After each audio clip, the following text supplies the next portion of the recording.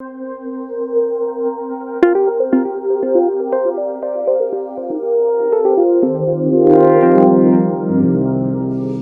are introducing in no particular order or favoritism, so let's remember that. But we'll introduce Bruce Rauner, first businessman from Winnetka, Illinois. Bruce.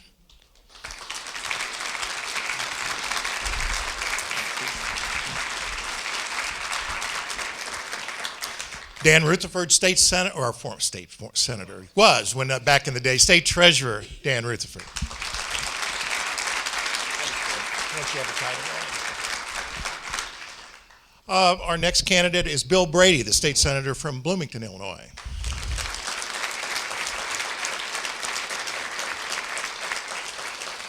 And last but not least, State Senator Kirk Dillard from Hinsdale. No. You can, please just Cindy, if you'll stand. Let's Cindy in the picture. We're going to get the picture. That way.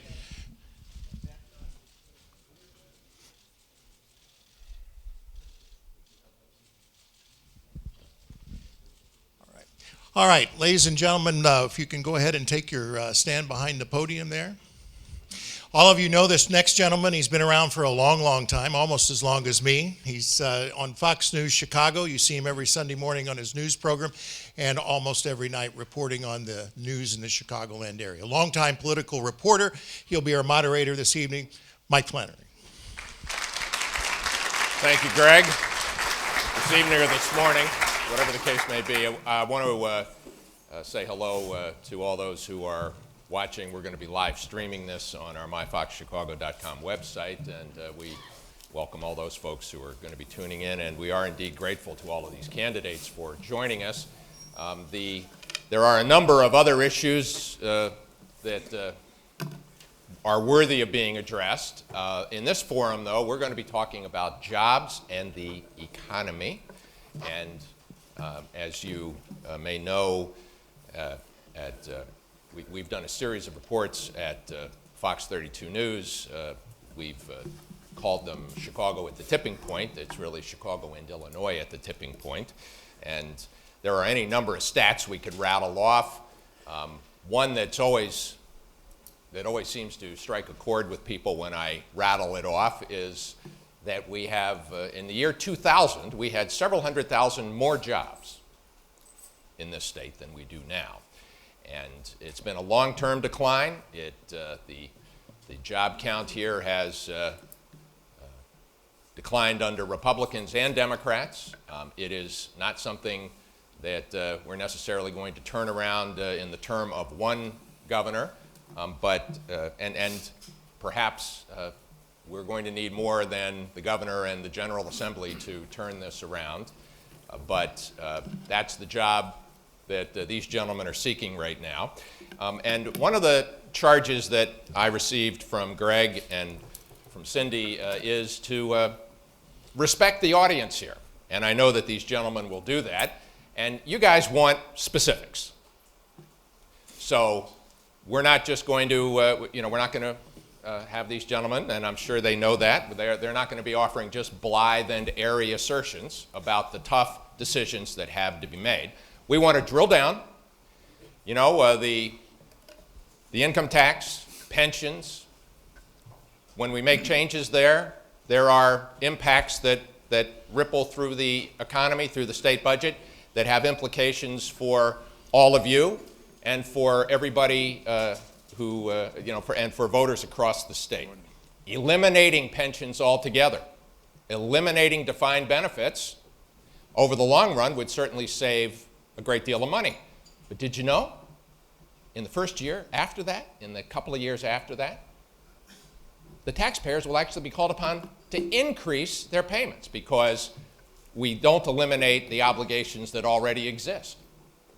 And without people, the workers won't be paying in anymore, we're actually going to have to pony up more money in the first years, in the early years. There are similar obstacles in the real world to fixing the problems that we have.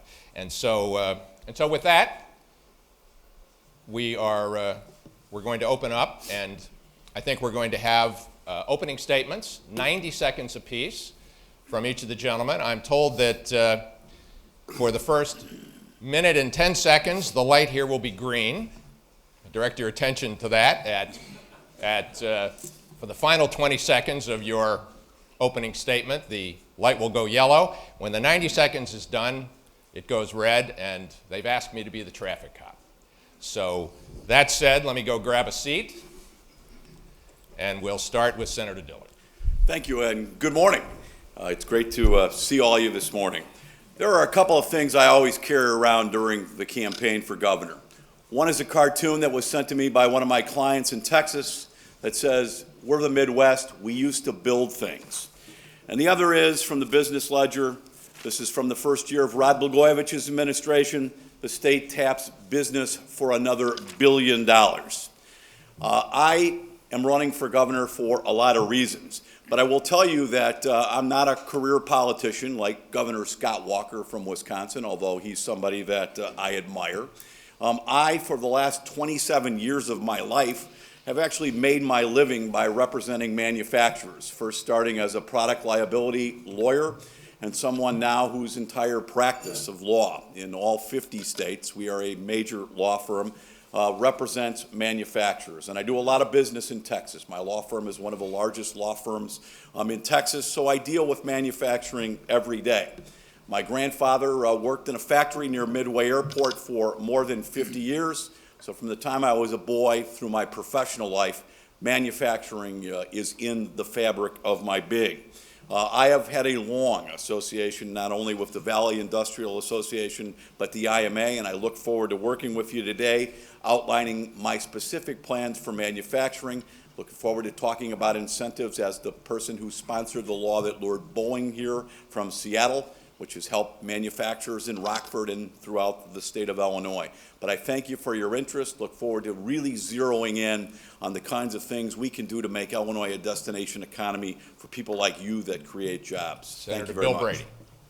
Good morning, Mike, and good morning to all of you, and thank you so very much. A little known secret about myself is that my first job in college was I started a manufacturing company.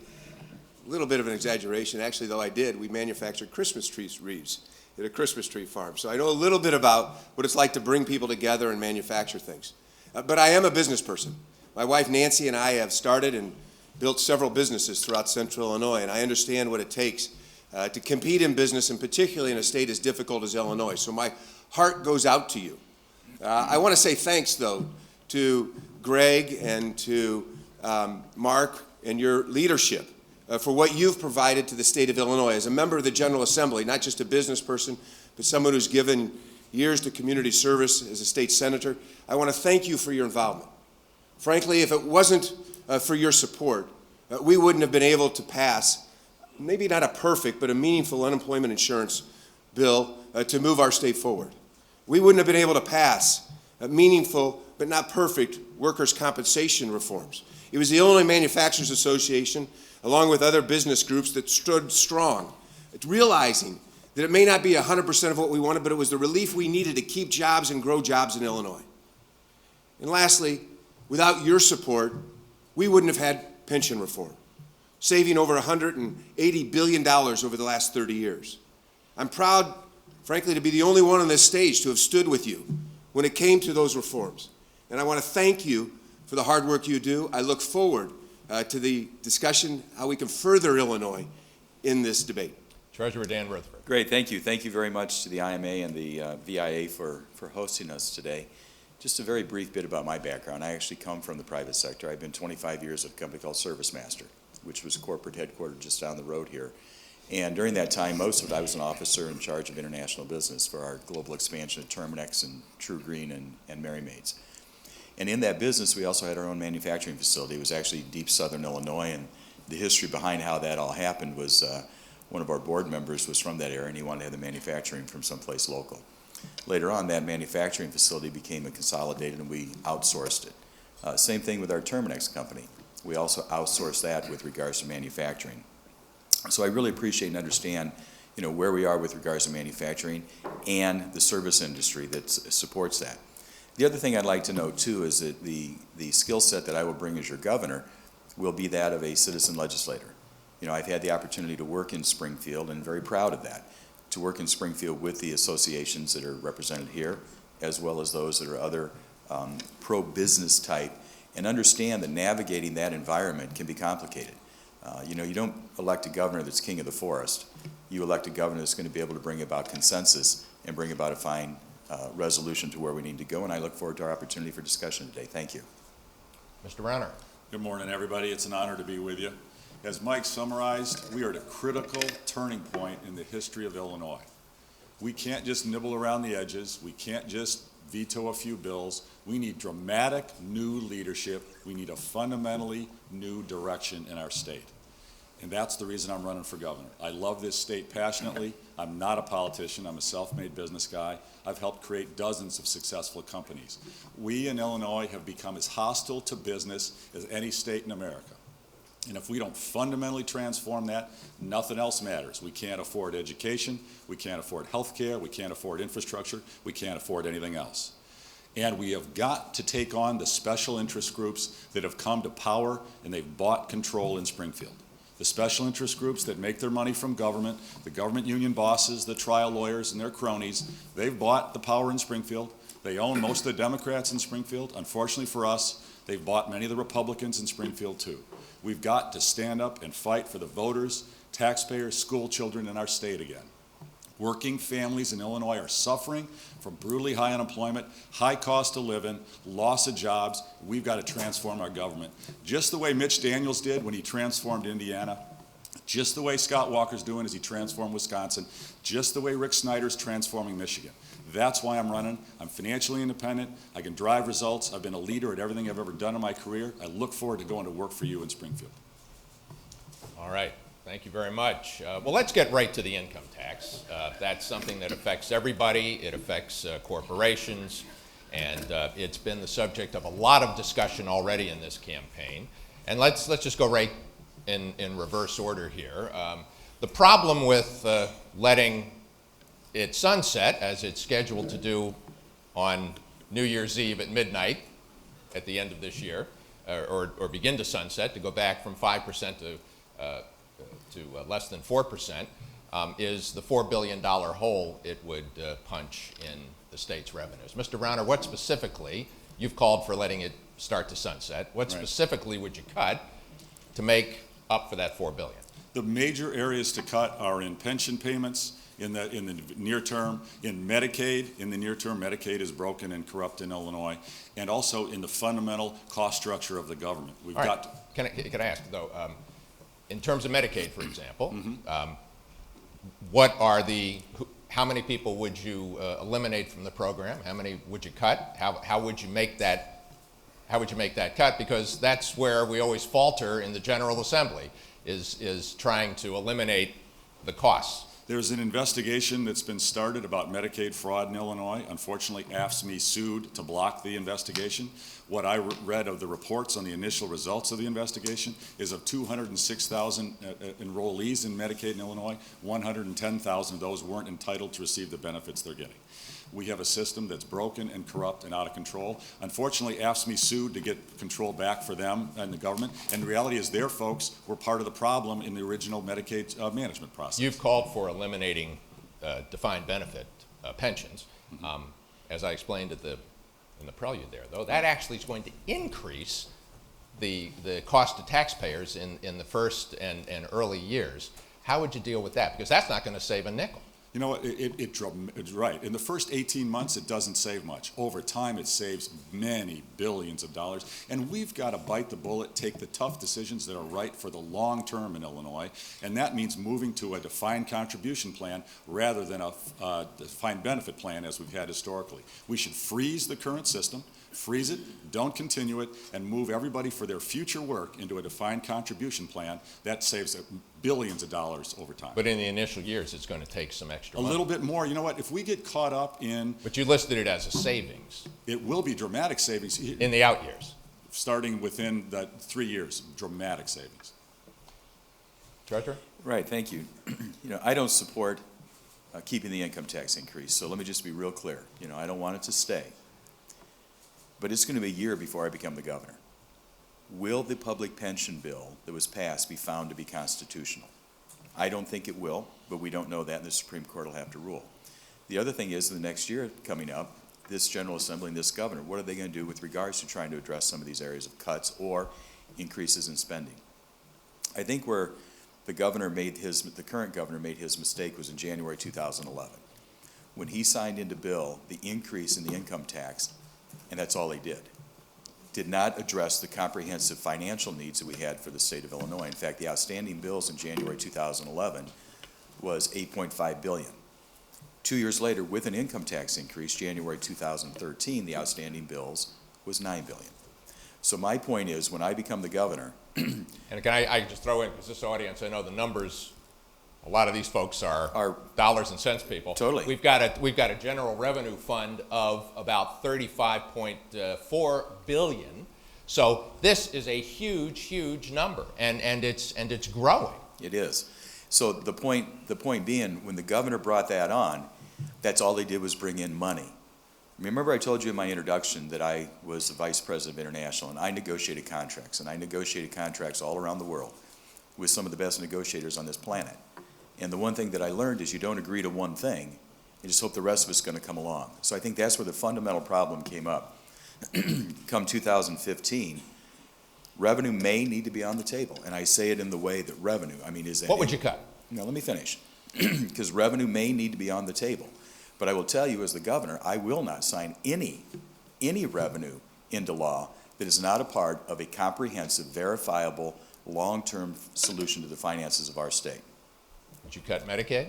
I would work towards where we can in regards to efficiency in Medicaid. I would also be looking at... Would you reduce eligibility? Would you remove people from the program? And here's the part about the doublespeak that can take place during a political campaign. As I started off with, a governor is not king of the forest. You cannot go in and command it to be done. We will have a General Assembly that will likely be made up of, if not majority, perhaps even supermajority of Democrats.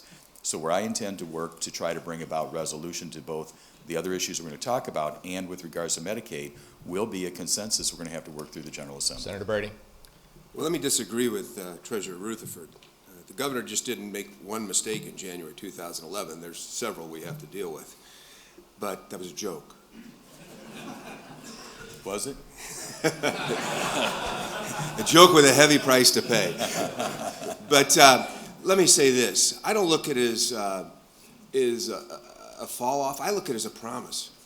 A promised cut to the people of Illinois, individuals who paid a 67% increase, 1 week's pay over the last several years, and to businesses.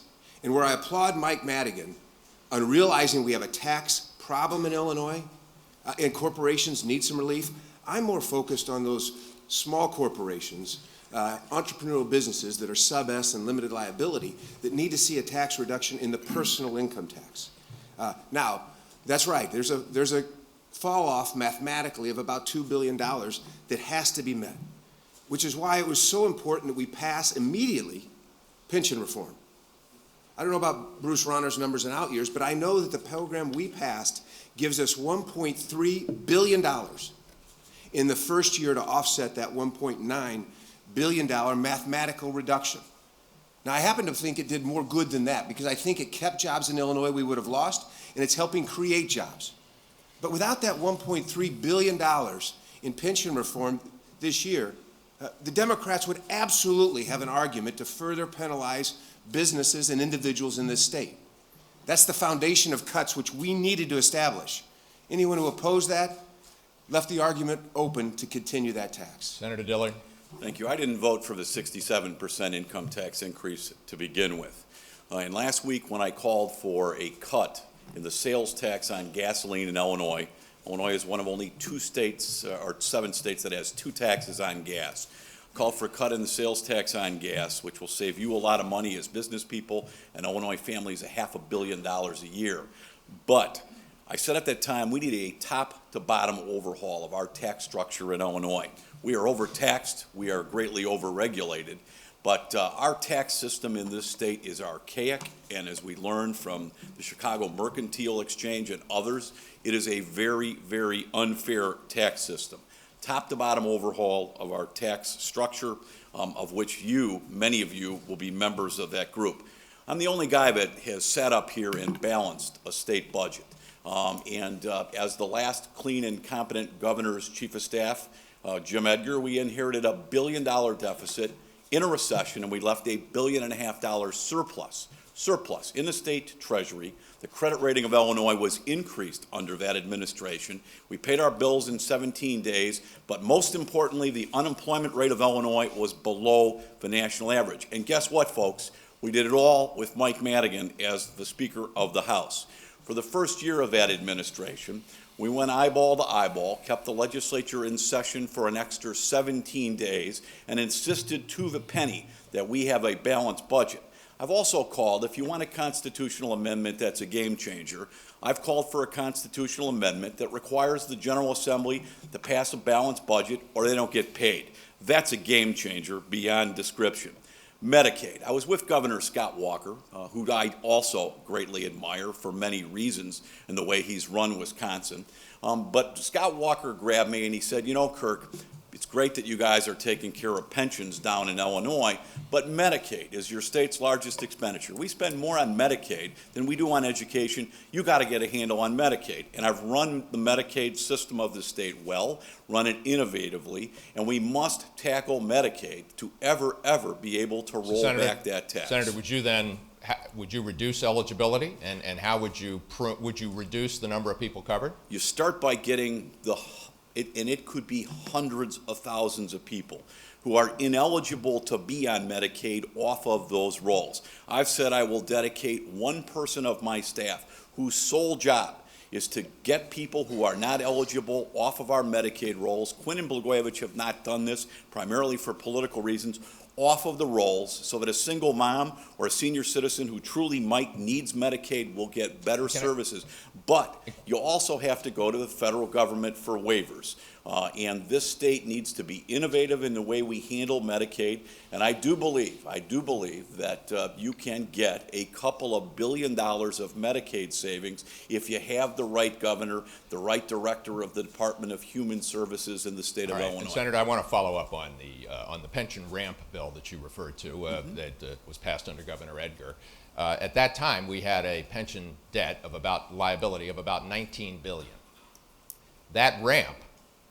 It's that ramp plan that took us to $100 billion in unfunded liability, and yet you're proud of that law. Explain that. Well, I don't know if I'm proud of that law. I voted for that law. I was his chief of staff at the time it was passed.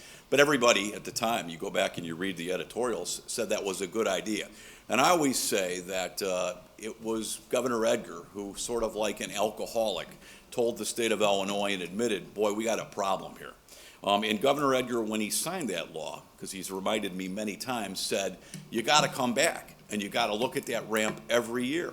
Every year you got to look at it. The stock market changes, market conditions change, and guess what? The state of Illinois didn't come back for 20 years to take a look at it. All right, and let me, Mr. Rauner's name was taken in vain a couple of times here, so I see you chomping at the bit to respond, and then I'll give others an opportunity. Before we leave this issue, you've got the floor. Well, this pension problem has been bipartisan failure, Mike, as you pointed out, just as workers' comp reform was bipartisan failure and many of the other bills that have been passed in Springfield.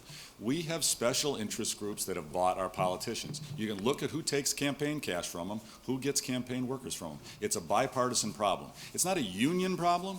It's a corruption, conflict of interest problem. Even Franklin Roosevelt, the most powerful Democratic president in history, the most pro-union president in American history, was against government unions because their power is organized against the public good. He said it, he's correct. And my opponents, everybody in this race, and many of the politicians in Springfield take money from those government union bosses, and it's hurting working families as a result. Treasurer Rutherford, Senator Brady, do you want to respond to things that were raised here on this pension I will, issue? even though I didn't mention anybody's name. The point on the bill that you spoke of, Mike, back during the days that Governor Edgar was in office, and I would concur with, and I will use his name, Senator Dillard, that it was something that was, by all actuarial and all comment and all thought, to be the right thing to do. The problem has occurred between then and now, where we've had governors and general assemblies did not make the contributions that they should have made. That's number one. Number two, the second problem that occurred from that day to today was the fact that the oversight boards of the pension groups were estimating rates of return that were beyond reality. Those two factors exacerbated it to make it even as much Senator Brady. more a problem it is today. Well, two things. Let me just say that I have opposed any budget that didn't fund the pension obligations, and it might surprise you to know the only governor in recent history to fully fund the pension statutorily all 4 years was Governor Ryan. Governors and legislatures have continually borrowed against pensions, done things that didn't work. We need disciplined, bold leadership that will stand up against that. The new pension reform proposal puts us on that path. We need a governor who will fund it. Let me talk about workers' comp, though. Bruce Rauner suggested it was a failed workers' compensation program, bipartisan. Ladies and gentlemen, we have to make tough decisions in Springfield. Your association stood with the business community and supported that workers' compensation. If it was failed, as Bruce Rauner would like you to believe, you wouldn't have been there in support of it. We needed relief for businesses to keep them in Illinois. I'm proud of the fact that I voted for that compromise. Is it enough? Was it perfect? No. But it was something to build on, and don't let him tell you you failed. All right, let's pick up. Let's go to workers' comp. Again, it's an issue that's very close to the pocketbooks of many people in this room, and let me put out the numbers so we can discuss it objectively. Without that bill that was passed that instituted those changes, the workers' comp costs in Illinois for workers' comp insurance would be 88% higher than the national average. It's now 35% higher than the national average. We went from being, I believe, the first or second highest in the country. I think now we're fourth highest in the country. In the series of stories that we've done, Chicago at the tipping point, the bellyache I hear from guys and gals who run companies, and especially manufacturing companies, is workers' comp costs and property taxes. We're going to get the property taxes. Why do you call it, Mr. Rauner, a failed reform when it took us from 88% higher down to 35? That's a pretty big improvement. You know, when I first decided to run for governor, the first day I declared, I was endorsed in the race by Doug Oberhelman, the CEO of Caterpillar, one of the largest employers in the state. Doug told me that today, still, workers' comp costs Caterpillar 5 times as much in Illinois as it does in Indiana. Now, admittedly, Indiana is a very low-cost state, fine, but we still have massive workers' comp problems in Illinois. And this is where we need to come together as a business community. We need to stand up and fight for principle. And we need to start winning elections. And for us to do that, we need the business community engaged to battle. Right now, the Republican Party is mostly a weak underling, a weak subsidiary of the Democratic Party. We're living on the crumbs that the Democrats throw us. It's wrong. We've got to stand up and fight for principle, and don't go along with partial solutions and say they're a real solution. Don't do it. Put out a real solution, fight for it, and then fight for those candidates who stick to those principles. Indiana is one of the lowest in the country, and just again, I try to slip some facts in here.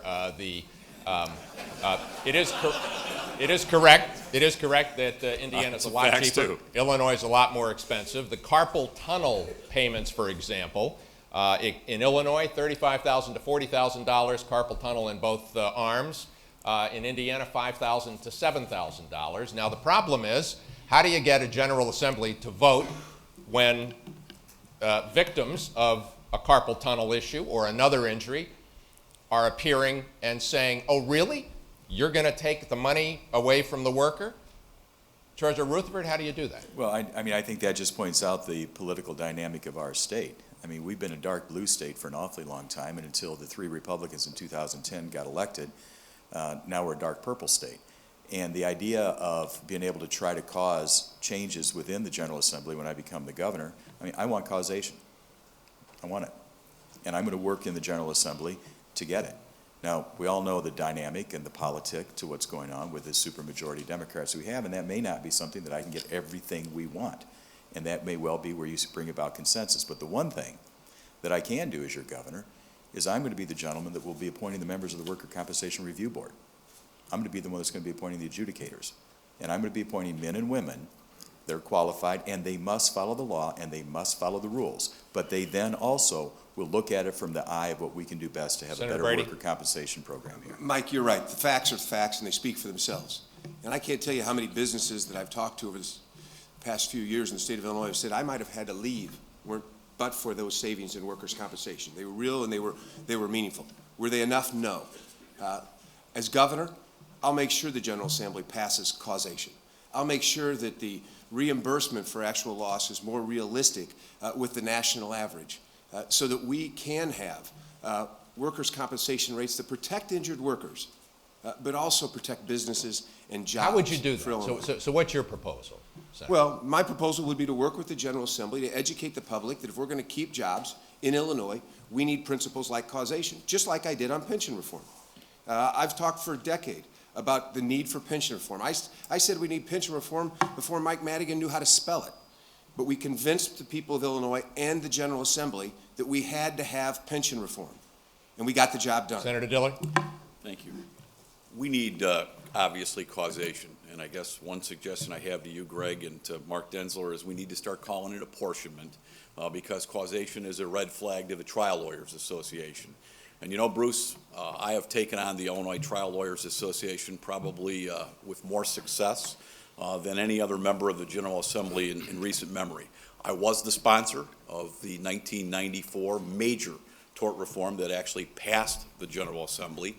I was the sponsor in the Senate of the work rule changes for McCormick Place. So I know how to get unions to get concessions so they don't kill the goose that laid the golden egg, and McCormick Place remains the #1 convention center in America.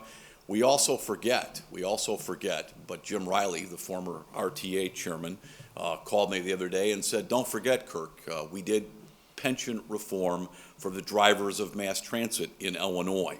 I'm one guy that actually knows how to drive the legislature to do things in a Democrat-controlled legislature, but it's not always in its DNA to do. All right, and I will get causation, or I will call it apportionment, through the Illinois General Assembly for you. Let me switch to another sore point here, and that's this whole question of special tax breaks for some companies, especially if you're well-known or if you can get close to people in power, and meanwhile, others don't get those special tax breaks.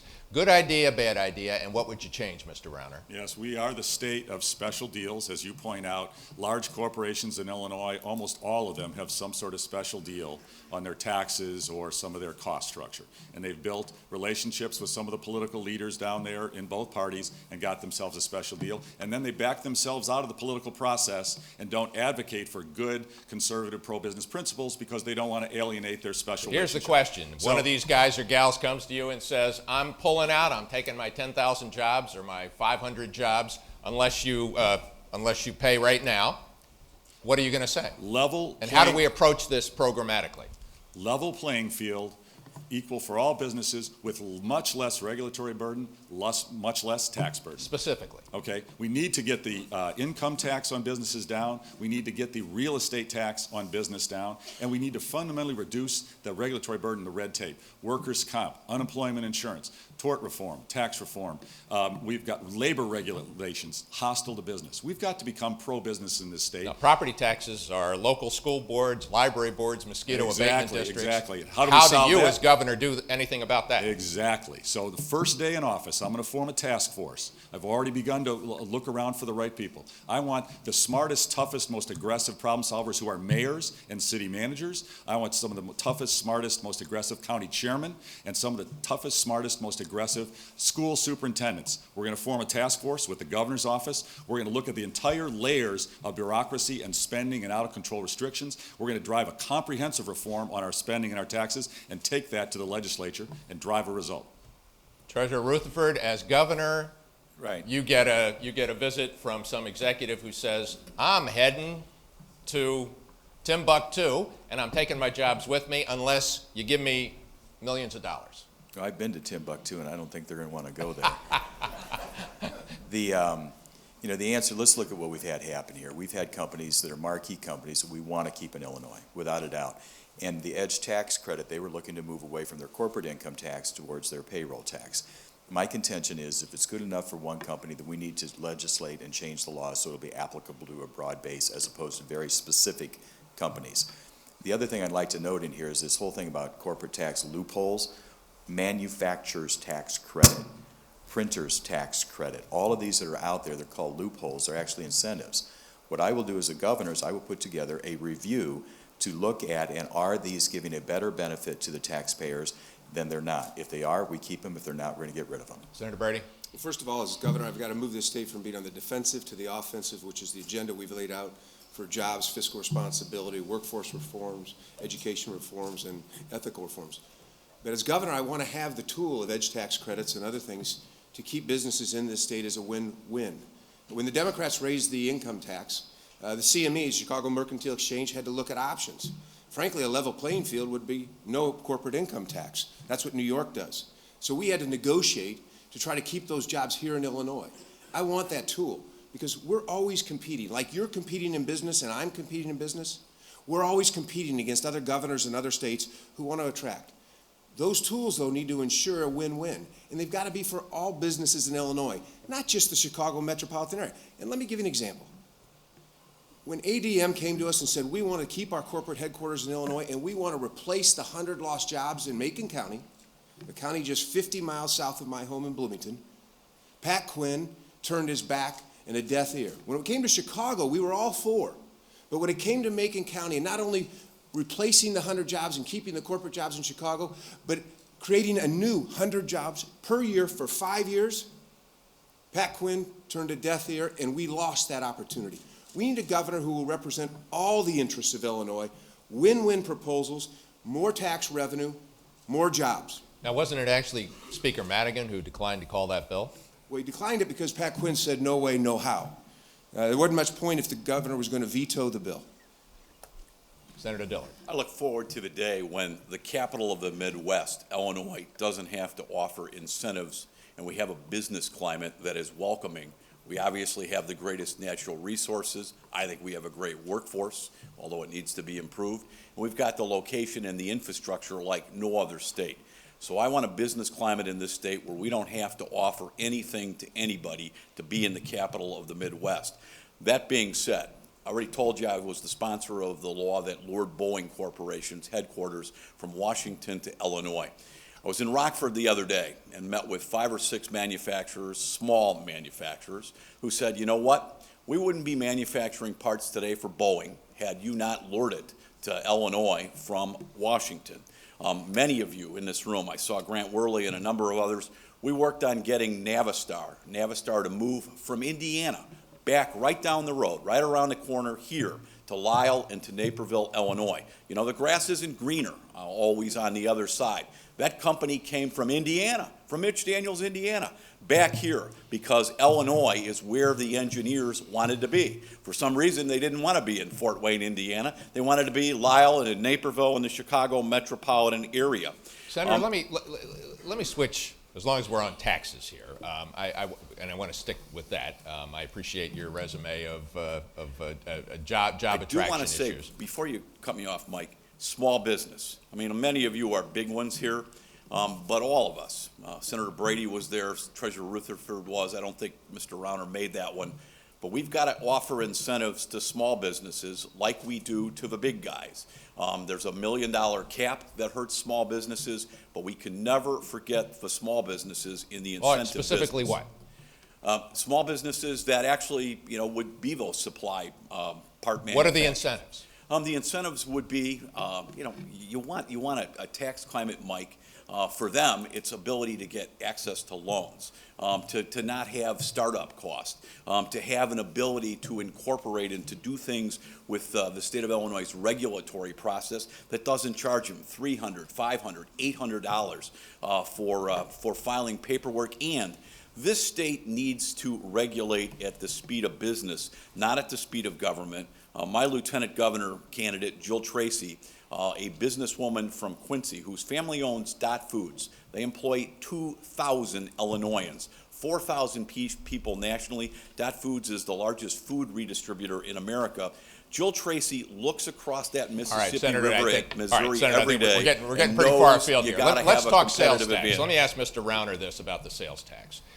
There have been proposals over the years to broaden the sales tax and potentially lower the rate, to bring in services now that are not taxed, such as beauticians, barbers, in dog walking, that kind of thing, to broaden out the sales tax. Good idea, bad idea? I think it should be in the mix. I'm certainly not ready to advocate that that's a specific answer. What I've said from day one is we need to do a comprehensive, strategic look at our entire tax code and our entire tax base and have everything on the table. That's real estate taxes, income taxes, sales tax, fuel tax, use fees. We need everything on the table. We need to compare ourselves to the well-run states around the nation that we compete with and look at different options. So what does that mean specifically? Okay, that means looking at our entire tax code and finding out ways we can reduce, we've got to have a combination, reduce our overall spending and reduce the overall tax burden on our economy, but come up with the mix of tax rates and tax bases that provides us the most pro-growth opportunity. For example, the only solution to our economic problems is growth. We've got to become pro-growth, and we need a tax code, comprehensive reform, so we are pro-growth. Sales tax broadening, good idea, bad idea? Bad idea. Why? We don't need to broaden any more taxes. And then potentially lower it, lower the rate? That would help at the border? No, that would help retailers at the border? When government starts to be able to tax something new, they're going to look for the next thing new after that.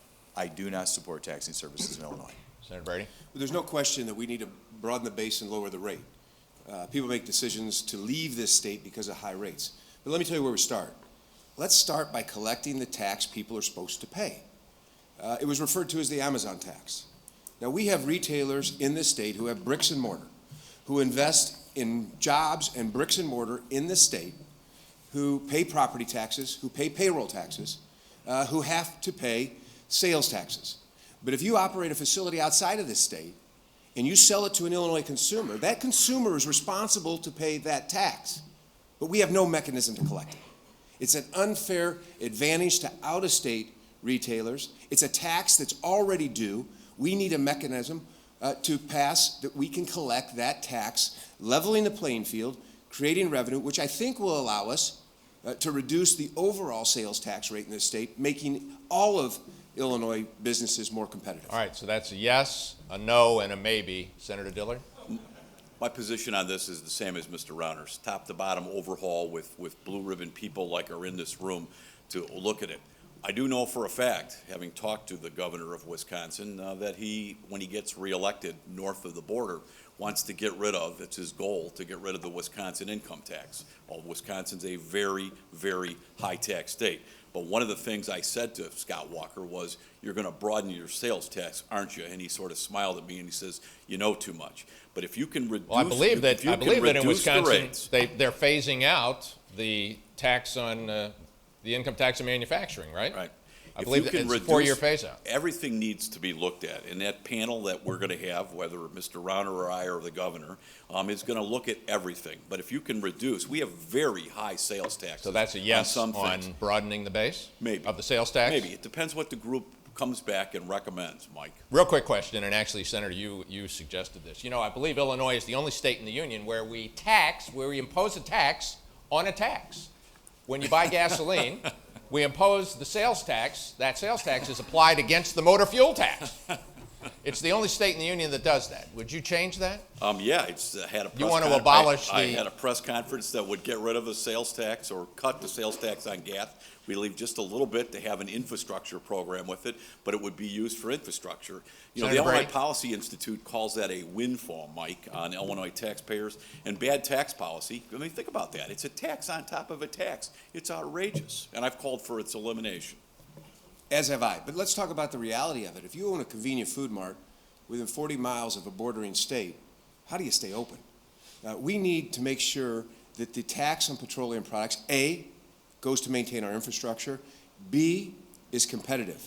We can't have people driving across the border 40 miles to buy their gas, their beverages, their cigarettes. We have to realize, and I believe it'll bring more revenue in by making Illinois businesses more competitive.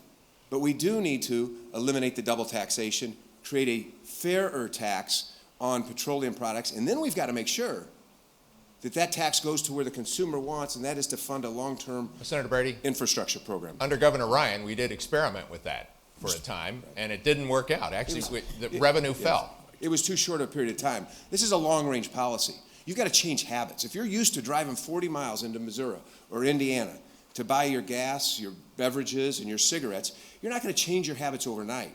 It was too short of a program. Governor Ryan failed when he made that such a short-term Treasurer program. Rutherford? I would be open to looking at it. I would be open to analyze it. But in the same vein, we have to also understand what the importance of capital infrastructure is in regards to our roads, bridge, and highway systems. So I would use it as Because a it does, complete the Dillard proposal actually does leave a funding gap. It reduces revenue overall. I'm not going to debate his proposal. What I would suggest is it would have to be a comprehensive review. And I would like to see our taxes reduced, but it needs to be part of a package to make sure we maintain our infrastructure Mr. Rauner. capabilities. Well, Mike, you just named one example of dozens that are bigger and more problematic about the fact that we are a tax-happy, fee-happy state. And we can change that for the comprehensive reform, but to really change it, we've got to take on the spending, which will be brutally difficult the next couple of years, and it's going to take strong leadership to dramatically cut the spending in Springfield. Okay, let's talk about the minimum wage. Raising the minimum wage, I know you're actually each on the record about this, but let's tackle this topic and then get into the weeds a bit. Why do you oppose it? I favor it in a certain circumstance. Here's the issue. The minimum wage is a complex issue that has a double-edged sword. It can help struggling families working to make ends meet, but it can hurt small businesses. It can force them to close, leave the state, or replace workers with So machines. let me clarify. You wanted, I thought Let I me thought your just proposal finish was up. to raise it on a national level. Okay, so one option, right now Illinois is not competitive. We have brutally high unemployment because all the other states around us have the national minimum wage, which is $1 lower. So raising the national minimum wage up to Illinois' level is one way to increase our competitiveness, and I support that.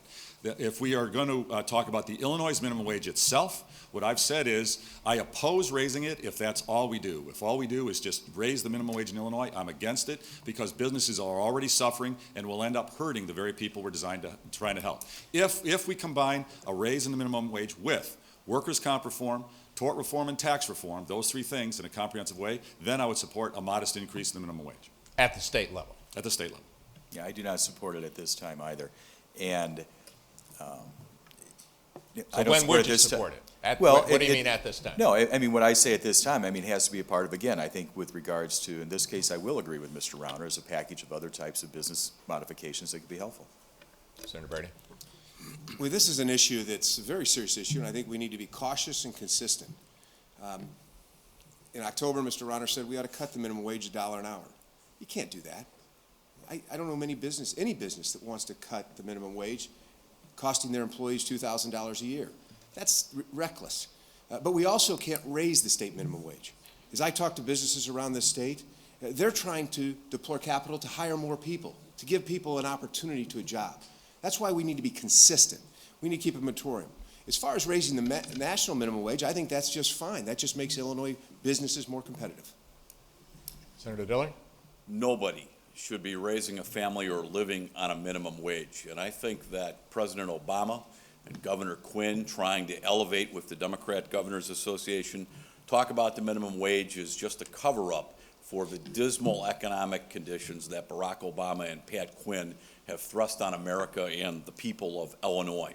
You got to look to good wage-earning jobs, not the minimum wage. That being said, we should not increase the minimum wage at this time. I went and saw the CEO of McDonald's, which is in my district, about 10 days ago. And I asked him, I said, so what do I need to know about the minimum wage? And he smiled and he said, well, McDonald's is not a minimum wage employer. But for the first 6 weeks, we do have people that are on the minimum wage, and the cost to McDonald's per store was $50,000 to $60,000 per place.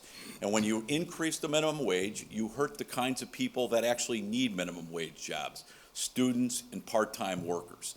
And he basically said, look, I'll just have to have one fewer person on a shift, and some student or some woman who wants to work, or a man part-time in the afternoons, might not have that job available. Let's focus on good-paying jobs. A Naperville question, specifically related to electric utility deregulation. It's one of the moves that state government made here that has ultimately saved billions of dollars for Illinois businesses. It's one of the competitive cost advantages that we enjoy vis-a-vis some other states.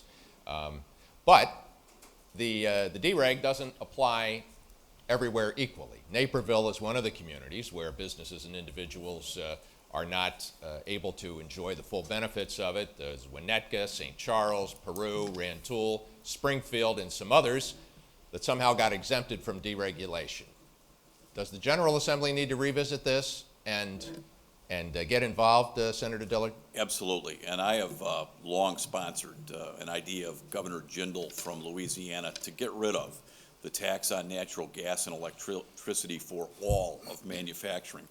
I was at Archer Daniels Midland. I think that's about $550 million, just to get back to reality here. So if we're going to be, But on reality, We're and gonna- these are manufacturers, Mike, they will tell you, believe me, the state of Illinois is going to nickel and dime, and we're going to tax your outputs over and over and over again. So why wouldn't we want more manufacturing, which gives us more outputs, puts people to work? We'll get that $500 million back in a heartbeat. I utility dereg, should we expand Hey, it? Mike, one last thing on that. Archer Daniels Midland, and this group here really deserves a lot of the credit with the retail merchants of doing some good things on electric dereg. I asked the CEO of ADM when I was there during the Farm Progress Show, what does Illinois do right? And they said electric deregulation. Decatur, Illinois, with electric reliability and cost, does help us become competitive and is a huge advantage for the state of Illinois. So ADM Here in likes what Naperville, we they do don't with have it, though. respect to electricity. Naperville ought to have it. Well, there's no question, one of the most significant things we did pro-business was pass the electric deregulation bill. But it wasn't easy. A lot of those carve-outs were necessary to get our nose under the tent, and we provided much savings and made businesses more competitive. We now do need to revisit all of Illinois being included, leveling the playing field. All right, would you eliminate this $550 million revenue item? I think we're. I don't know what when you say $550 million, tell me what you're I think referring that's the total utility tax. I think Senator Dillard called for abolishing the utility How did tax For manufacturers. just for manufacturers. Okay. That's the entire state, 550 million. So for manufacturers, it'd be what, about 100 million? Yeah, that's about right. But the point being here is the tax is the tax in this regard. The question is, should businesses in these areas be able to go out and purchase electricity outside of where they're confined to do it, be it a municipality or a co-op? And I think we need to open that discussion. Treasurer Rutherford? I would concur that we do need to address that. Yep, strongly agree, and we need to do it comprehensively in almost every sector of economy. We are an over-regulated economy in Illinois. Well, let's talk about that. What specifically, where else would you do a broad, anything with the impact of this electric and utility dereg? We have regulations about what retailers can be open which days. We have regulations on which The car dealers? distribution channels. That's one. We have regulations in Illinois that are designed to be special deals for certain special interest groups. We should level the playing field, get the economy back growing by getting the government out of the economy, becoming a free market, free capitalist economy again to get us booming. Treasurer Rutherford, specifics in other dereg areas? No. Well, fracking's probably the biggest. We know that Illinois has more coal reserves underneath its soil than Saudi Arabia has oil. We also know that we're now beneficiating from even further fuel energy reserves below that. This administration, although we passed a fracking bill, has completely stonewalled the progress. We've got to work with industries hand in glove to make sure Illinois becomes a self-sufficient energy state, low-cost energy state. That's how we can revitalize the manufacturing. I want to get to fracking. Just one area. There's many. Senator Dillard, anything else? I started to talk about my lieutenant governor earlier. Jill Tracy, in addition to being the lieutenant governor, will carry the title of the repealer. She is going to go throughout the state of Illinois as somebody whose family employs a couple thousand Illinoisans that does business throughout the United States of America.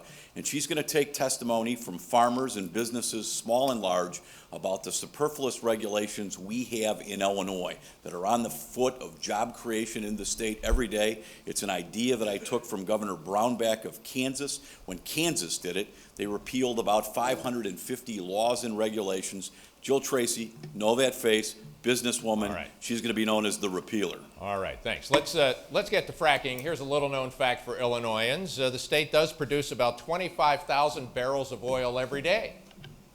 We're in the top 20 oil producers in the country. And if you drive down towards some of the national forests in southern Illinois and look at some of that beautiful scenery, you will pass working oil wells. By comparison, though, 25,000 barrels a day here. In the Bakken, in North Dakota, primarily in North Dakota, they've passed 1 million barrels a day. So let's talk about fracking, which we indeed have passed rules, and JCAR, the Joint Commission on Administrative Rules, a group of 8 state legislators, is expected soon to vote on these proposed regulations to actually implement this law. What specifically should we be doing in this area when there is concern in Southern Illinois, Bruce Rauner, about what this could do to the drinking water? It's fair. You know what? We put over 40,000 miles on the car driving last year around the state. We spent a lot of time in Mount Vernon and Marion and the southern third of the state. And the voters are concerned about environmental protection, but they are also very concerned about the loss of jobs, high unemployment, high taxes. And the energy development opportunity in Illinois is outstanding. We have a huge opportunity to become a major energy producer here in Illinois. That's fracking, that's oil and gas, that's coal, and we are holding it back by unreasonable regulatory burden. We need to be thoughtful. We need to protect our drinking water and our natural resources, but we can be much more aggressive. Right now, our fracking opportunity is being held up in the rules making process by special interests that want to block it. We passed a bill that was hard fought. We should implement it and get on with the process of getting a booming economy in Southern Illinois with energy development. Any specifics, Treasurer Rutherford, about what we need to do in Well, this you know, area? I had served on the Joint Committee on Administrative Rules for a number of years, so I'm very, very familiar with that process. And I do support fracking, and I also understand the rulemaking process that you need to go through. It is a dynamic where you've got the pros and cons together, and they will come to a consensus. But the point I would make is we do need to get this done and expedited as soon as possible.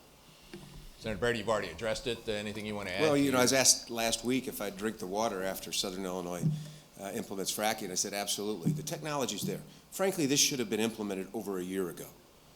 We need a governor who will fast-track this opportunity for jobs and low-cost energy. And as governor, I'll make sure that my administration does just that in a safe and orderly way, but expeditiously. Senator Dillard. Fracking's crucial to Illinois, not only for the people of southeastern Illinois, but the LaSalle, Peru area is the major area where some of the sand will come from, and everyone needs to relax with respect, Mike, to the drinking water. The Sierra Club had significant input into the legislation we drafted in Illinois, and I believe they signed off on the legislation. All right. I want to move to a manufacturing and jobs-related question about education.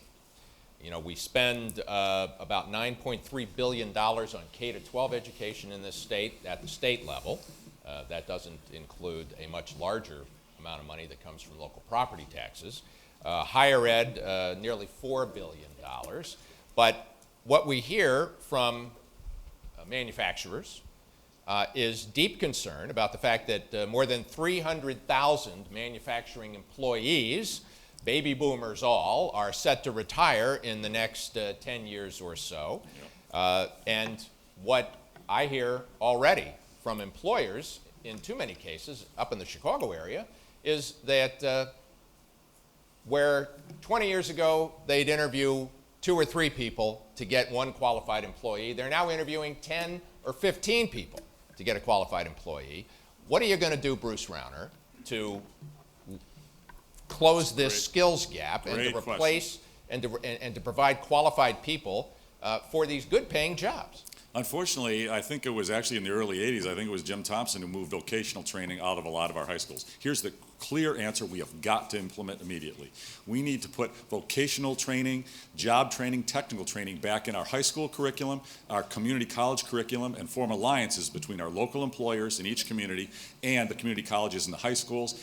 Get course credit for vocational training and job training, and get our young people trained to go into jobs that are available. We have a brutally high unemployment rate, but we have thousands of jobs unfilled. I've traveled the state, I've talked to hundreds of business owners. Thousands of jobs unfilled because our young people aren't given the technical training, the skills to fill those jobs. It's a massive failing on our education system's part, and I'll drive a big change there. Okay, so, but again, the high schools, the community colleges are not run by the governor or even by the state. They're run by locally elected boards. The State Board of Education has a massive influence on how those schools and their curriculum is set. The governor can lead that process. Our prior governors moved us away from vocational training. I'll put us back in there in a very aggressive way. Treasurer Rutherford? I think the vocational technical training is going to be key to it, as is our community colleges. And the way to help address this in a very specific way, will be in the MAP grant funding.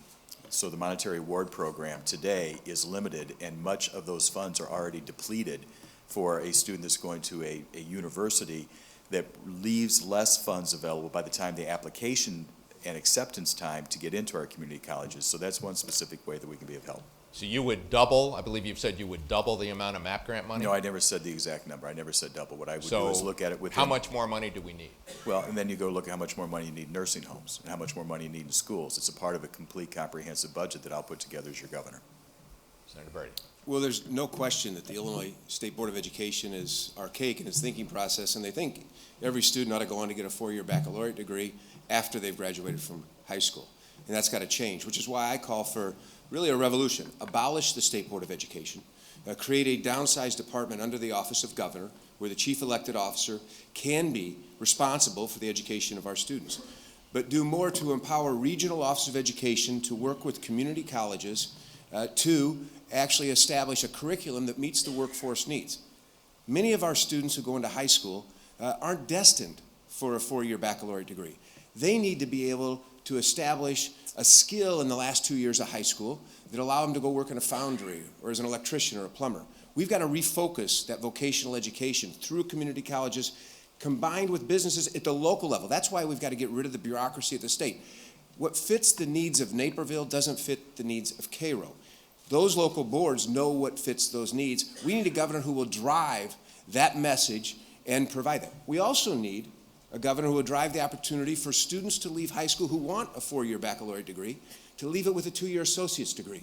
So parents aren't saddled with a mountain of 4-year debt, and so those students can enter the workforce more expeditiously. We've got a serious demographic issue confronting, as indicated by the retirement of baby boomers. We need to be able to move more people into the workforce and keep them here in Illinois. Senator Diller. Thank you. In addition to my written plan to make us a destination for job creation, I have a best-in-class education program, and it's subtitled Getting the Workforce for Tomorrow. We clearly need more emphasis. As one who spends a lot of time with engineers on science, technology, I agree with Mr. Rauner. My grandfather used to pound this into me. With his great German accent, we need the German vocational model, as he used to say. I'm on the College of DuPage's Foundation Board, and we've done some wonderful things with respect to training and retraining workers. I just toured Acme Industries in Elk Grove Village. They make huge component parts for Caterpillar tractor. A workforce that was probably 90% Polish immigrants, retrained by some of our community colleges, but a workforce of Polish immigrants. And then in my district in Westmont, Magnet Schultz America, which is a German gigantic electromagnetic manufacturer. Their workforce is almost all Latino. So our workforce is something we must focus on. I know many of you are having trouble finding specific employees. recommendation, And then Senator? last but not least, and these are the higher level kids, but I think this state, and I was instrumental in helping get the Math Science Academy of the state of Illinois located in Aurora when I worked for Governor Thompson. We need a second Math Science Academy. We're up here, Bill, as he rightfully said, sometimes downstate Illinois gets neglected. We need a second Math Science Academy in Illinois, located in Jacksonville, Illinois. It once housed the developmental center in Jacksonville, but it's science, it's technology, it's getting our children ready so that you can employ them. All right, that's going to take some capital dollars to do that, which brings us to the capital infrastructure plan. We have billions of dollars in needs, both for mass transit, for highways, for bridges. If those of you who have been driving around the state know, we have too many bridges that are falling apart. We have too many unmet needs. We have one of the highest deferred maintenance totals, in fact, in the whole country. But we're about to exhaust the capital funds that were approved a few years ago. Do we need another capital plan, and how would you pay for it, Mr. Rauner? The emphatic answer is yes. We need a long-term Every year we need a capital plan. Our infrastructure is critical to our economic vitality and to our economic growth. We have got to stay consistent and long-term in our investment in our infrastructure, or we can't be a world-class leading economy. And what's the No, we funding can- source? This okay. last one, we had these video poker machines was part of the funding source. Here- How do we pay for this one? You know what? We are a wealthy state. If we stop siphoning our money away for special deals, bad pension deals, crony deals, we have the money. Right now, the politicians are taking money out of our road funds, right, out of our special purpose transportation funds, and allocating them other places. That's wrong. When we've got specialized funds, the money should stay there and go to the purpose that it was designed for. Right now, we've got to restore our process of allocating the money to our road fund, our infrastructure funds. We've got the money, it's there, and where we don't have it, if we have a major project that we don't have the money today, I am strongly in favor of public-private partnerships. Many smart governors around the nation have put in public-private partnerships, bringing private capital Give me to an major example projects. of where that would work and what it would build. A new highway might work on the Indiana Highway if we decide to do that. Might work on extending Route 53 if we decide to do that. It could be on major new highways, and I would imagine in some waterways as well. We have an opportunity to use private capital selectively and thoughtfully to help enhance the investment we're going to make in our infrastructure. Treasurer Rutherford, it's one of the most important challenges we face. I would concur in the fact of just over attitudinally the idea of fund sweeps. I'm adamantly opposed to that, and particularly when we talk about road fund diversions. I'm adamantly opposed to that, and we'll stand for that. We ought to again, for those who don't know the jargon, that's taking the money that was destined for this sort of thing and putting it into the general revenue fund. Fund to pay sweep the daily is bills. you've got a barber that you put a license fee on. You've got a beautician you put a license fee on. There's extra money there. Rather than using it to regulate that business or lowering the fee, they sweep it out and use it for general purposes. Correct. What are the top priorities in terms of a capital plan, and how would you pay for it? Well, one is on the road funds. The other is I concur in regards to public-private partnerships. I think those are the type of private and public partnerships we should look at, and I think Ileana is a direct example of that. Infrastructure improvements will have to be in regards to mass transit and have to be in regards to our roads. Senator Brady. Well, first of all, I think one of the biggest failures of practically every governor in this state has been that they all want to pass a big, quick program to get reelected. You can't do that in your businesses if you want to keep your businesses open. Your infrastructure is based on a long-term progression of reinvestment. And that's what we need when it comes to our infrastructure. We've got more rail, river, road, and air per capita than any other state in the nation. The problem is we're not taking care of it to maintain our competitive edge. Manufacturing particularly depends on logistics. So what I've outlined is a 30-year program that will have level funding adjusted for inflation to maintain that and recycle that over 30 years. Why is that important? Well, when you throw billions of dollars in a very short period of time, the contractors eat that up and they make higher profits and we get less for our dollar. And then what happens the following 5 years? Their workers are all unemployed and we're paying unemployment insurance for them. That doesn't make sense. How do we pay for that kind of plan? Well, as I indicated earlier, we are already supposed to be a sales tax on merchandise that is sold from outside of this state. I voted for the Amazon quote-unquote tax. That's what we need to do. We need to realize that there's mechanical and technological ways to collect a tax that's due. We also need... And that would be enough to fund a capital plan? I really believe that would be very instrumental. We also need, as I said earlier, all the tax proceeds from motor fuel should go to the capital program. We need to lockbox those monies. I completed an audit through the Audit Commission that showed Governor Quinn was spending less than half the dollars collected on actual road construction. Then the last thing, 53 must be built and so must the Ileana to maintain our competitive advantage. We absolutely have to cooperate with the private sector for a public-private partnership to increase our advantage in this way. Senator Dillard? Thank you. Last week when I called for cutting the sales tax on gas, I said we're going to keep a small portion of that. The money's used to go to the state's general fund, and we're going to put it into the road fund. A $1 billion down payment on the next capital bill in Illinois.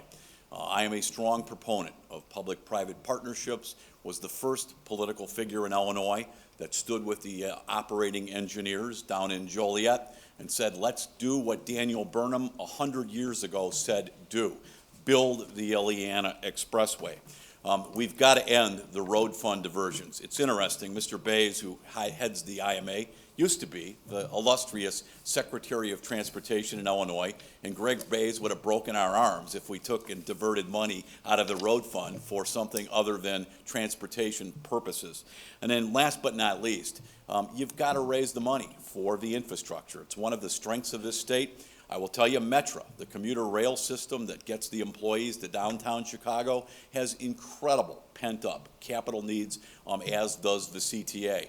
And I'm not one of these politicians like Mr. Brady who votes for all the spending, but will never vote for the revenue.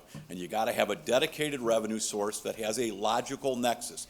Gas taxes actually ought to be used to pay for roads, not to expand welfare as they have under Senator, can I ask Pat about one of the things that goes often unmentioned in the regional tug of war that we play in Illinois? About 78% of Illinois' gross domestic product is generated in the Chicago area. About 40% of the highway funds come up here. Is that unfair? You know, I'm a suburban legislator today, so along with former Senator Steve Rauschenberger of Elgin, we were always, always rubbed by the fact that the lion's share of license plate fees, gas taxes are raised up here. But 78%. downstate took a disproportionate share. Now, downstate, So let in me ask- fairness, they'll tell you we have mass transit that they don't have. So let me ask All Senator life Brady is that a question. balancing Let me act. ask Senator Brady that question because I've been to your hometown in McLean County there, and there's an angry feeling that Chicago is somehow cheating the rest of the state. The numbers don't say that. Well, let me just say that, first of all, my voting, if Senator Diller wants to defend his vote for video poker, he can. I wasn't going to support video poker. I think it's a terrible thing for this state, and I continue to maintain that position. Now, let's talk about that. The toll roads were built up here with the understanding they would be paid for by tolls. That was why we allowed them to be built. That has to be taken into the equation about where road funds go. When we authorize those, and they're good roads, they're doing a good job, people are happy with them, so you have to take that into consideration when you look at where road funds go. There's a historical perspective here that's important to take into consideration. Treasurer Rutherford. I'd say from highway funding, we have to realize that the highways that take the goods that are manufactured from Chicagoland area elsewhere around the country go through downstate Illinois, or products that come in this direction, one. Second is mass transit is abundantly limited compared to the Chicagoland area mass transit. You look at Champaign, you look at the Peorias and so forth. So you look at that, a benefit that the Chicago metropolitan area gets, as well as the air, the type of capital and assistance in the airports. So I think there's a good balance right now. Mr. Rauner. I've heard the debate about downstate versus Metro Chicago. The fighting within our state on issues like that is one of the problems we've got. We are one state. We should run it as one state, treat every citizen, every voter, every school child, every small business owner the same. Downstate complains about education funding being unequal, and Chicago gets more. Chicago complains we don't get as much of the road funds around Chicago area. I hear that, but one of the reasons I'm running for governor is to solve problems. We need world-class infrastructure in every part of the state and great education in every part of the state. We are one state, and that's the way that I want to lead our state. Okay, let me ask a real quick question. We are the leading nuclear power generating state in the country. Would you support would you remove the current ban on new nuclear power plants, or is that something whose day has come and gone? Mr. Rauner. I think we should look comprehensively at our overall energy situation and find out the ways that we can bring down the overall cost and increase our competitiveness. If nuclear energy is part of that equation, it should be on the table as an option. I would definitely be open to lifting the limited numbers. I don't have to be open to it. We need to lift the ban. I mean, this wish-washy type of politics just doesn't cut it. We need leadership, bold leadership. We've got the technology to provide nuclear energy in a very safe, efficient, effective way. And to eliminate that opportunity for businesses in Illinois is wrong. I would support lifting the ban. We can do it safe and environmentally conscious. And this is something you can't be wish-washy on. I've been the chief co-sponsor with the Democrat Majority Leader, Senator James Claiborne from East St. Louis, of lifting the ban on further nuclear power in Illinois. All right, and in a related area, there are proposals pending in the General Assembly. There are supporters in the General Assembly who would like to require mandatory long-term contracts for renewable sources of energy such as solar, wind, and hydro. Good idea, bad idea, Mr. Rauner? I'd have to look at it, but my sense is it's a bad idea. I don't like government forcing into the economy where they don't need to go. I do not support that. It needs to be evaluated and let the market take its place.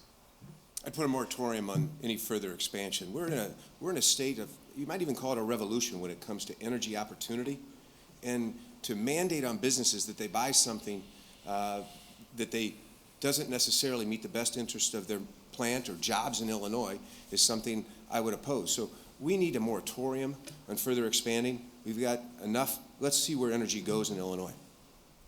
I'm a free market guy, and if it raises our utility bills, it's not a good idea. Okay, I think we put a lot of issues on the table. We've got just a few minutes left. Let me ask Greg Bays, is there anything that you think this audience of primarily manufacturers and people interested in job creation would like to hear a follow-up on? Why don't you grab that so they can hear you on the internet? Where would you be on unemployment insurance issues that the state is higher in its benefits, and are you willing to take a look at that? And finally, I think Mr. Rauner hit upon it, which was a good idea. How do you bring this state together? It is a disparate state with lots of different interests and things, but overall, what are their ideas on making Illinois work together in solving these problems? Chicago has many very different issues than, say, Carbondale. And I'd like to hear just general philosophy and how they would do that, and I think the audience would as well. All right, so let me, so we'll start with that one, and then to the extent we have time. All right, so I've been covering politics here for 40 years. Bruce Rauner, I've heard every governor and every candidate for governor say some version of your bromide a few moments ago about how we got to be one state. The reality is that Alexander County has a very different way of looking at the world than Cook County. You know what? I've got a unique background here, and I can be a unifying influence and leader for our state. You know, I grew up in Lake County. I've built businesses in Cook County, and I come from a small-town farming family. And my grandparents were dairy farmers. I still do a little ranch and farm myself. I understand what goes on in that economy. And I share the values of folks throughout our state. I'm unique in this race in that regard. And I can work very hard and be a unifying force. I want to move to Springfield. I'm going to live in the mansion, and I'm going to get to know every voter I can possibly get to know, travel throughout the state relentlessly, come to solutions to our problems on a unified basis. So let me have you respond specifically on unemployment insurance.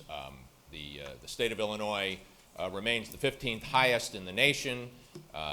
As governor, is there something you can do, and what would you do to reduce the burden of those costs? Unemployment insurance costs are higher in Illinois. As I've traveled the state, many business owners have told me it's a problem. Most of them have said it's not the biggest problem we face, and workers' comp is much bigger, taxes are much bigger, and some of the regulatory burden overall is a bigger problem. Treasurer? Well, with regards to the state of Illinois, my private sector experience has been right out here in the suburbs. So I've had 25 years with a company based here, and that's where my private sector paycheck came from, and I'm from Central Illinois. With regards to the vision between upstate, downstate Chicago, I think we just need to be very candid about it, that Chicago does poorly or doesn't look well. It reflects on every one of us all across the state of Illinois. And the one example I specifically note is on a Monday morning when you get up and you see the news or read your newspaper and you see how many African American kids were shot over the weekend during the summertime, reflects very poorly on us.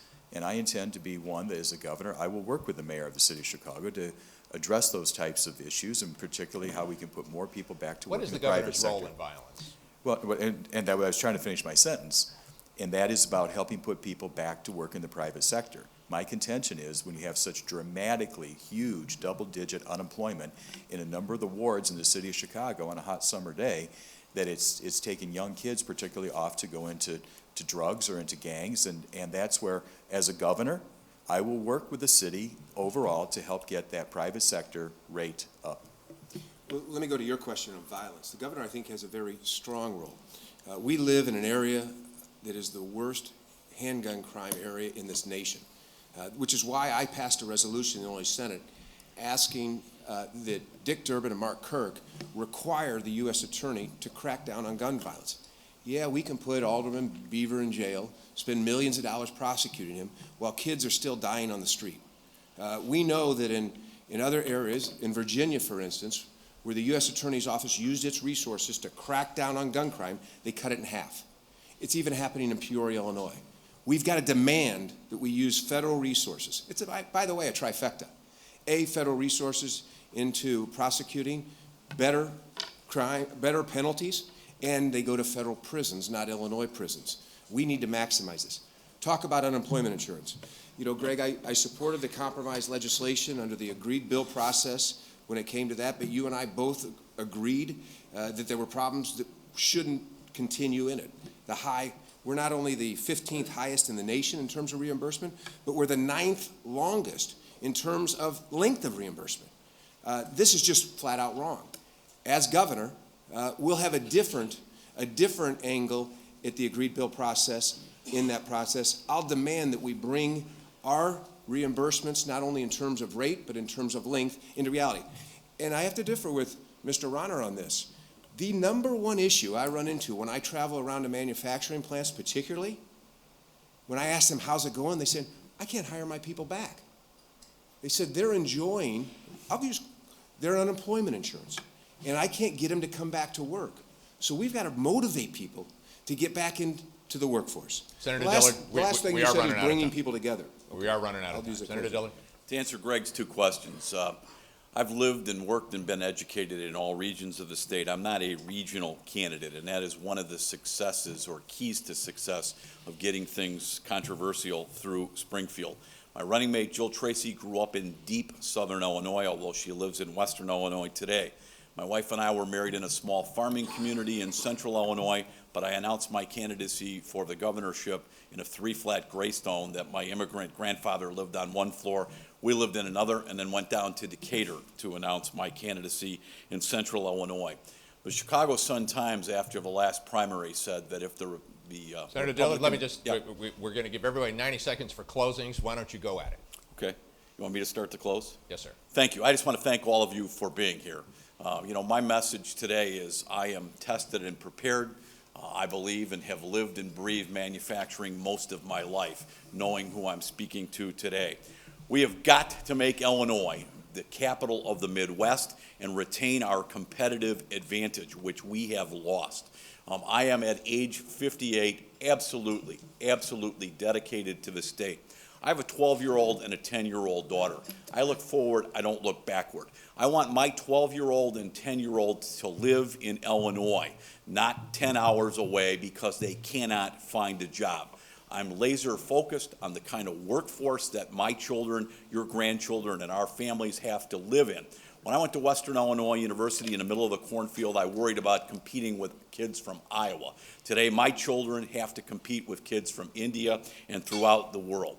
Last but not least, as I was going to say, the Chicago Sun-Times in the primary last time said that if the Republican Party ever wishes to become the majority of party again in Illinois, it needs to follow the Kirk-Dillard template, and that goes to electability. A suburbanite with very strong downstate roots.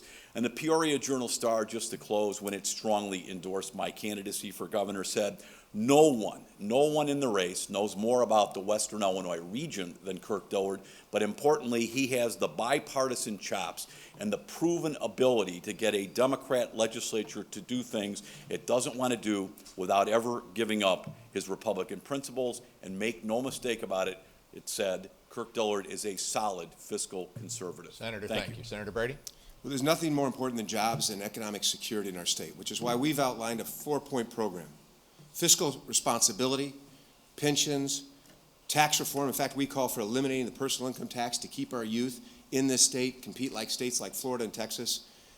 Workplace survival and reforms, education, an educated workforce, and restoring ethics and integrity to state government. That's critically important in this process. To do so, we've got to have a governor who's bold, a governor who doesn't pander on pension reform, a governor who doesn't pander on the income tax, a governor who doesn't pander on energy resources. I'm that kind of governor. Maria Rodriguez, my lieutenant governor, and I understand what it's like in local communities and business to survive. We'll provide that leadership. We also need a governor who can win. Pat Quinn's pretty slick. I know. Yes, I lost by a few thousand votes, but I won 98 of 102 counties. I went from 150,000 votes in the primary to nearly 1.8 million. I've been tried and tested. You know, one of the reasons I think it's so important that we have a governor who has been tried and tested. I'd be remiss if I didn't say thank you to Greg Bays and the Illinois Manufacturers Association for their support in that last election. We can finish the job we started then. We build a base of support that no one else has.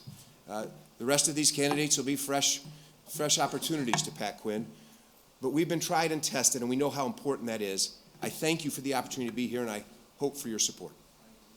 Treasurer Rutherford? Great, thank you very much for the opportunity to be with you today. You know, I'm the only Republican running for governor that's actually been able to win in this state, on the statewide ticket. This was a blue state before I got elected down ballot as state treasurer, an office that we rarely ever elect a Republican into. You know, I've administered an executive branch of government. My first year in office, we cut our general revenue budget by 2%, next year an additional 3%, this year we're cutting it by 5%. All of it with keeping a standard of performance that has been exemplary, both in our unclaimed properties area, our Bright Star 529, and the performance on the investment portfolio. And I'm proud to have been a citizen legislator. I'm absolutely proud of that. I have no hesitancy at all. I've been a legislator and I know the process, I know the people, and I look forward to using that skill set. I also come from the private sector. I come from a company that's got a global experience. That lends the chance and opportunity for me to understand the multiple mosaic of our state, the diversity. And it's also allowed me to work with a very large company as well as many small companies, medium-sized companies, or our franchise operations. I think these are the type of skill sets that will make me the person to be the governor of the state of Illinois. Thank you. Mr. Browner? Mike, thank you for your work this morning. Greg, thank you. Thanks to each of you here this morning for the IMA and the VIA. It's an honor to be with you. I am very excited and very honored to go to work for you as governor of Illinois. We are at a critical turning point in the history of our state. We have got to win this race, and we've got to fundamentally transform our state government. I'm going to focus like a laser on 4 things: more jobs, lower taxes, better schools, and term limits on all the politicians in Springfield. It's a unifying message. It's the reason we're winning the race. It's the reason that many African-American ministers and leaders, many Latino leaders, many traditional Democrats have come to me and said, Bruce, we love your message. You're a unifier. You're a leader. You've driven results on jobs and school reform your entire career. We're with you this time. Quinn's failing. We've got to get him out. This is our year. We're going to win this race. We're going to turn our state around. And I'm honored and excited to go to work for you. You know, we didn't talk much about corruption here today. And let me just say something. We have got to change that culture down there. Term limits are a critical way to do it. We've got career politicians taking money from special interest groups, and they're entrenched. We've got to get them out of office. 8 years and out is the right answer. As Adlai Stevenson, said years ago, cleanliness is next to godliness, except in the Illinois legislature, where it's next to impossible. We've got to get corruption changed. I'm going to lead that result. We're going to drive a transformation in Illinois. I'm honored and excited to go to work for you. Greg Bays. Ladies and gentlemen, let's give these gentlemen a great hand.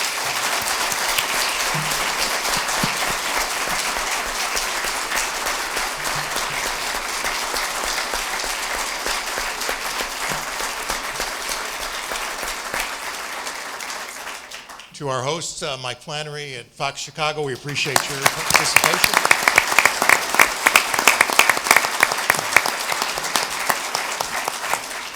You know, running for office and putting yourself out there, as these gentlemen are, is not easy.